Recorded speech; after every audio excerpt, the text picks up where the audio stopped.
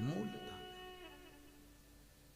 भगवत चित्त का स्मरण करने वाले शंकर स्वयं ऋषिका से कह रहे हैं, तू कर्म का भोग जरूर भोग रही है, पर तेरा सात्वित्व की रक्षा स्वयं जगत जननी करेगी, तो चिंता ना करिएगा, तो चिंता बिल्कुल ना करना, स्वयं जगदम्बा करेगी। और आया समय, भगवान शिव का जो शिवलिंग, छोटा सा शिवलिंग, बिल्कुल छोटा सा, जिसका पूजन ऋषिका रोज करते। और बहुत ध्यान देना जीजियों, आपसे निवेदन है, आपके घर में जितने पुराने भगवान हैं, ठाकुर जी हैं, देवता हैं, ये सिद्ध हो चुके हैं। कैसे हो गए हैं? सिद्ध। जिस माला से हम जाप करते हैं वो माला हमारी सिद्ध हो जाती है जब जप कर। जिस आसन पर बैठकर हम भगवान की कथा सुनते हैं, जिस आसन पर बैठकर हम भजन करते हैं, जिस आसन पर बैठकर हम स्मरण करते हैं, वो सिद्ध हो जाती है हमारी सिद्धता। बड़ा क्रम है हमारा सिद्धता, तो बड़ी सिद्ध है आपके घर में जो भगवान है। तो भगवान स्वयं कह रहे हैं, भोलेनाथ जी कह रहे हैं कि ऋषिका, जिस शिव की तू आराधना करती है, ऋषिका जिस शंकर का तू पूजन करती है, ऋषिका जिस शिव का तू अनुमोदन करती है, तेरी रक्षा करने वाला यही शिवलिंग है, बस यही।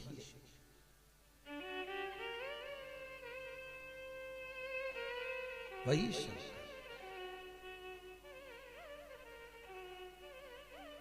अच्छा, बहुत ध्यान देना, कई लोग कहते हैं शंकर जी घर में नहीं रखना। एक वो महाराज आ गए थे पहले टीवी पे, उन्होंने सबके घर के शंकर जी को निकलवा के पीपल के पेड़ के नीचे रखवा दिया, भगवान ने उनको ही निकाल दिया। बढ़िया सोफे मोफे पे बैठ के सबको बताते रहते थे। उन्होंने एक दिन शंकर जी को निकला, शंकर जी घर में नहीं होना, सबको निकल, शंकर जी ने उनको निकलवा दिया। ले चल, नहीं, शिव महापुराण की कथा कहती है शंकर अपने घर में है तो बड़ी बीमारी हमारे घर में प्रवेश नहीं कर सकती। शिव यदि है, शंकर है। आप लोगों ने कभी वास्तु शास्त्रियों से मिले हो, वास्तु की जो बताते हैं टिप्स वगैरह, तो वो घर में आपको कहते हैं घर के अंदर जो मंदिर होता है उस मंदिर में शिखर नहीं होना चाहिए। बोलते कि नहीं बोलते? शिखर नहीं होना। क्यों कहते हैं? कभी उन वास्तु शास्त्रियों से पूछा कि मंदिर घर में है तो मंदिर में शिखर क्यों नहीं होना चाहिए? तो वो वास्तु शास्त्री कहेंगे कि घर में अगर शंकर का शिवलिंग है तो शिखर की जरूरत ही नहीं है। अपने घर का आखिरी चोर, जो आखिरी का चोर होगा, वो शिखर का ही काम करेगा और जगत का भी कल्याण करेगा, वो जगत का हित करने वाला शिखर।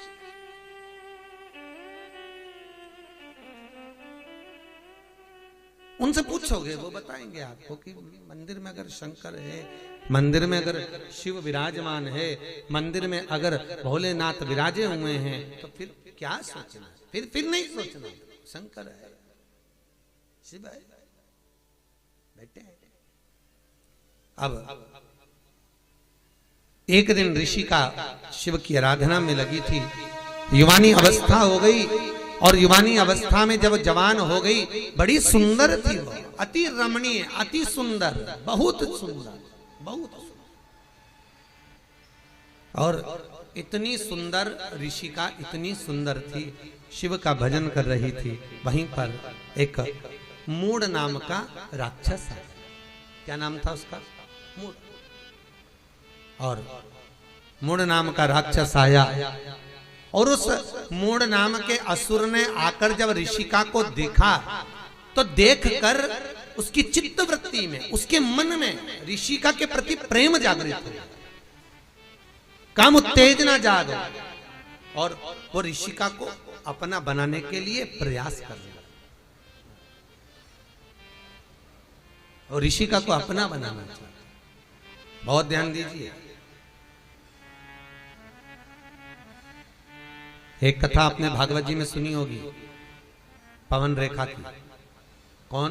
कंस की मां,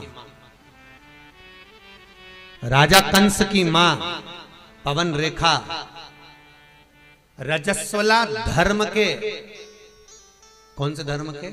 रजस्वला धर्म, जो नारी 7 दिन काम नहीं करती, उस रजस्वला धर्म के चौथे दिन बाल धोकर वन में चली गई थी।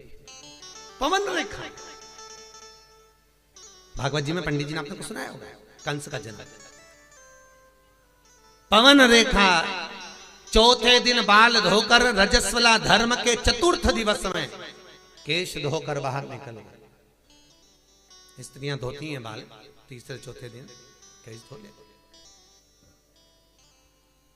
गई वन में। पवन रेखा की सुंदरता को द्रुमलिक नाम के राक्षस ने देख लिया था, बड़ी सुंदर है। और पवन रेखा के पति उग्रसेन जी का रूप रखकर वो द्रुमलिक राक्षस पवन रेखा के घर में चले गया, उन्हीं के साथ रहने लगा और उसी के द्वारा गर्भ ठेर गया पवन रेखा का। जो औलाद पैदा हुई वो कंस जैसी पैदा हुई, राक्षस कंस पैदा, वो द्रुमलिक नाम के राक्षस का संतान। कंस कितने भाई थे? अरे जम के बोलो जरा। कृष्ण कितने भाई थे? नहीं, कृष्ण पूरे कितने थे? 8। कितने थे? 8। 6 तो वो, 7वें नंबर के दाऊद जी और 8वें नंबर के कनिंग। कृष्ण कितने भाई हैं? 8। कंस कितने भाई हैं? 8। कंस कितने भाई हैं? 8। और 8 भाई राजा कंस के स्वयं को मिलाकर जब 8 है, तो जो 7 भाई थे कंस के, वो भगवान की भक्ति में डूबने वाले थे, स्मरण करने वाले थे, दान पुण्य करने वाले थे, नाम कीर्तन करने वाले थे, नाम स्मरण करने वाले थे। कंस के 8 भाई, थोड़ा प्रश्न बढ़ाइए, कंस के आ गया। 7 के 7 भगवान की भक्ति में डूबने वाले, और जो 8वें नंबर का जो कंस था वो गलत काम करने वाला। तो सबको आश्चर्य हुआ, बात क्या हुई? तब मालूम पड़ा कि पवन रेखा के गर्भ में जो संतान थी वो द्रुमलिक नाम के राक्षस की थी, इसलिए 8वां गर्भ बिगड़ गया, अष्टम गर्भ खराब। 8 तब मालूम पड़ा। अब मूढ़ नाम का असुर राक्षस ऋषिका को अपना बनाना चाहता था, ऋषि का भजन में डूबी हुई थी। बहुत ध्यान देना साहब, राजा श्वेत भजन में डूबे, मृत्यु देवी को भी मरना पड़ा था, यमराज के भी प्राण छूट गए थे महाराज, यमराज के, राजा श्वेत के कारण। और अब स्वयं ऋषिका जब शिव की आराधना में लगी हुई है, ऋषिका जब भगवान शंकर का भजन कर रही है, ऋषिका जब शिव का स्मरण कर रही है, ऋषिका जब शंकर का अनुमोदन कर रही है, और उसी समय पर जो मूढ़ नाम का असुर आया, शंकर का भजन में तो ऋषिका डूबी थी, स्वयं शंभु प्रकट हो गए और शंकर ने प्रकट होकर उस मूढ़ नाम के राक्षस का संहार करा। ऋषि का चरणारविंद का स्मरण करने लगी, प्रभु इस मूढ़ नाम के असुर ने मुझे गलत दृष्टि से देखा है, गलत दृष्टि से देखा, और मूढ़ नाम के असुर ने जब मुझे गलत दृष्टि से देखा है, तो मेरा जीवन शिव आपको समर्पित करने के लिए नहीं रहा, कुछ कृपा करिए। शंकर भगवान ने गंगा जी को बुलाया, गंगा इस ऋषिका ने जिस शंकर के शिवलिंग की पूजन करी है, वो शिवलिंग नर्मदा जी के तट पर यहां नंदिकेश्वर के नाम से विराजमान होगा। गंगा तो ऋषिका का कल्याण कर, गंगा मैया स्वयं आई और आकर बैसाख की पूर्णिमा के दिन गंगा जी ने नर्मदा के तट पर नंदिकेश्वर के सामने ऋषिका का ऊपर जब जल वृष्टि करी तो उसका उद्धार कर दिया। उद्धार करा तो ऋषिका ने हाथ जोड़कर निवेदन करा, गंगा मैया मैं भले शिव के धाम चली जाऊं, पर निवेदन आपसे इतना सा है, वर्ष में एक दिन आप नंदिकेश्वर पर आकर स्वयं विराजमान होना। आज भी नर्मदा जी के तट पर नंदिकेश्वर शिव का शिवलिंग है महाराज, शूलपाणेश्वर की झाड़ी के आगे। वहां पर 2 नदी की धार है, कितनी है? 2। एक ये नर्मदा जी बहकर आ रही है और एक नदी ये गंगा का जल है। तो ये जो नर्मदा जी बहकर आ रही हैं, ये तो निरंतर बह रही हैं, पर एक नदी का स्थान बना हुआ है, एक नदी का स्थान बना हुआ है। वो नदी साल में केवल एक बार, आप लोगों ने कहीं किसी किसी के व्हाट्सएप पे भी वो आई होगी, नदी का दर्शन करा होगा शायद, अभी बीच में एक बार किसी के व्हाट्सएप पे मैसेज में भी थी। एक नदी तो बह रही गंगा नर्मदा, पर जो दूसरी नदी है गंगा, वो बैसाख की पूर्णिमा के दिन साल में केवल एक बार वो नदी नर्मदा से मिलने के लिए गंगा आज भी आती है, आज भी आती है, केवल एक दिन के लिए, केवल मात्र एक दिन के लिए, वो बैसाख की पूर्णिमा नंदिकेश्वर। लोग कहते हैं महाराज जी शंकर के चमत्कार क्या? हम कहते हैं चमत्कार देखना है तो कभी तुम जाओ बिजली महादेव पर जाकर देखो कि पूरे भारत की भूमि की सबसे पहली बिजली शंकर के शिवलिंग पर मनाली में गिरती है।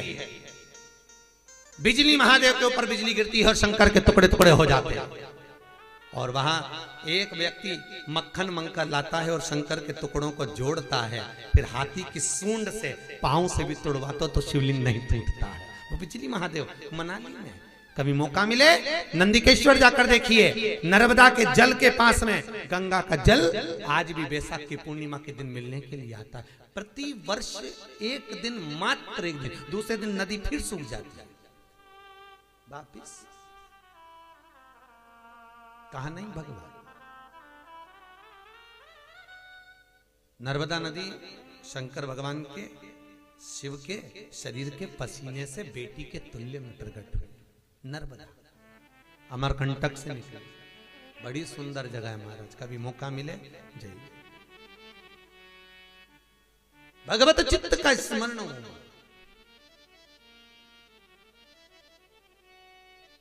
पूरी दुनिया में सारे शिवलिंग पर चढ़ाई हुई वस्तु को नहीं खाया जाता, पर नर्मदेश्वर नर्मदा के जल से निकला हुआ शिवलिंग पर चढ़ी हुई वस्तु खाई जा सकती है, वस्तु पाई जा सकती है, उसका स्मरण किया जा सकता है।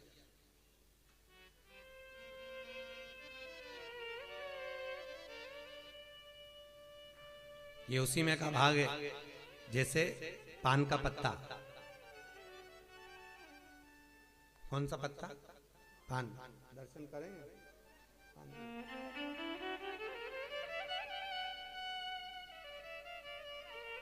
ये पान का, इस पान के पत्ते पर ये, इसका जन्म कहाँ हुआ आपको मालूम होगा ना? पान का जन्म कहाँ हुआ है? अमृत, जो मंथन में अमृत का कलश निकला था, उस कलश को असुरों ने देवताओं से छुपाकर इंद्र जिस खंबे से बनता था उस खंबे के पास में कलश को छुपाया। वहीं कलश को रखे रखे उस कलश की बूंद नीचे टपक गई थी, तो पृथ्वी से संसर्ग होकर एक बेल उत्पन्न हो गई थी। उस बेल से ये पान का पत्ता उत्पन्न हुआ था। इसलिए पूजन में पान की बड़ी महत्वता होती है महाराज। अमृत का पर इसमें कामता का निवास हो गया। कामता को देखकर दरिद्रता देवी इसमें प्रवेश कर गई। तो दरिद्रता देवी ने कहा इसमें मेरा निवास होगा। देवताओं ने कहा ये तो देवताओं पे भी चढ़ेगा, सबको प्रिय रहेगा ये बीड़ा, ये पान।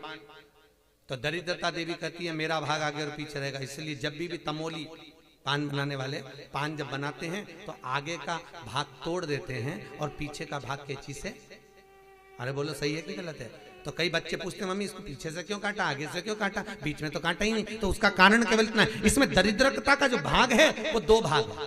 दरिद्रता आगे भी निवास कर रही है, पीछे भी निवास कर रही है। इसलिए इसको तोड़कर फिर पान बनाया जाता है, बीड़ा बनाया जाता है।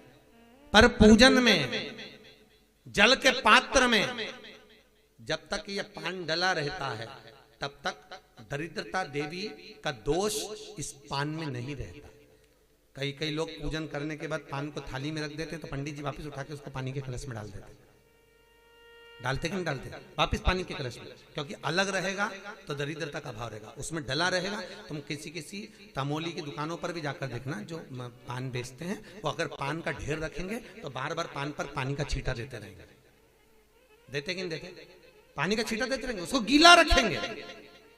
भले पानी से वो सड़ रहा है, पानी से गल रहा है, तो भी उस पर जल का छींटा देंगे, क्योंकि पानी में जब तक है तो उसमें दरिद्रता का भाव नहीं है। पानी से सूखा दरिद्रता का भाव प्रकट हो जाए। तो